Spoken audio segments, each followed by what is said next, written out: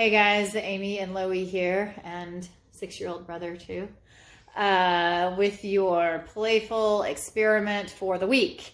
And this is, if you don't already know, what you will do with your partner. Your partner is assigned to you. You can find it on a list in the group. No one can tell us. And you get together with that partner for the whole month. But this week, you will get together and do this particular playful exercise.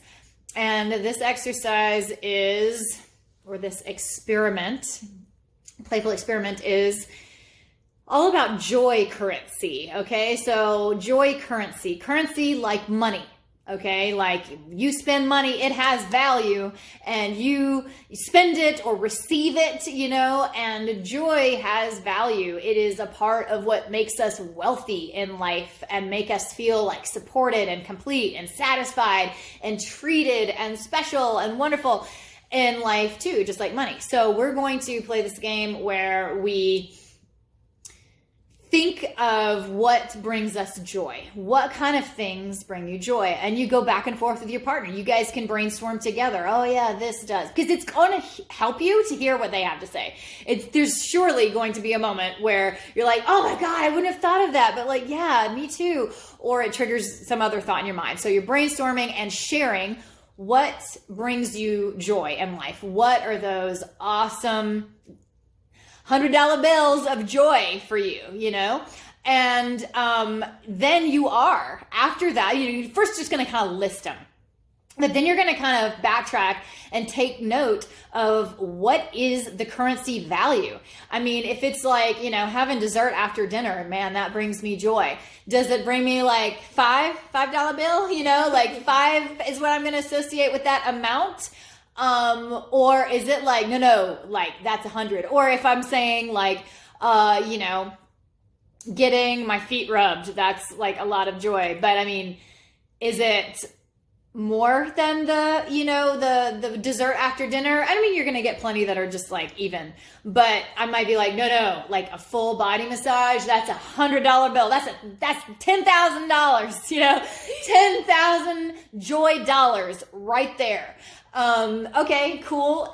This is just fun, playful, like laughter, assigning, value to these joys and using each other to brainstorm. But what it does like really easily and really importantly is it shows you how to prioritize them. It shows you how to fill your joy bank quickest and easiest and the most efficient way. Because if you know that 15 desserts after dinner aren't even going to come close to one massage because of that, 10,000 joy dollar amount. Well then, cool. Instead of spending money on all those desserts after dinner, maybe save yours up so you can get that massage, because that's going to be like cashing it in. Or if you're like in a really deep, dark place in life and you really need some joy to like bring you up and to like bring you alive, give you an injection of energy, go with those high dollar amounts, go with those big joy dollars that you can find. And remember what those are. And then the other thing too is prioritizing. Let's say your day is busy, like everybody's day is busy. Knowing how to make sure to fit in some joy dollars every day.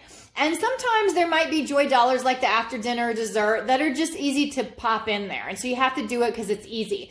But other times you might instead swap out, like it still takes 5 minutes and I get that foot rub instead. And that actually is more joy dollars, and so you know which ones to make sure happen every single day. Like that one's great. I love, whatever, talking to a friend on the phone, but quiet time in reading a book by myself, that one goes off the charts. So I need to, instead of talking on the phone every day with a friend, I need to do that every third day and move my book reading by myself to the everyday instead of the every third day, So it really helps you to manage your money, I mean, in your life, managing your money is your responsibility. It's like something you've got to learn how to take responsibility for and to prioritize and to do wisely. And I feel the same way about joy dollars. Like, it's your joy. It's your responsibility to manage it and to know how to keep that bank account good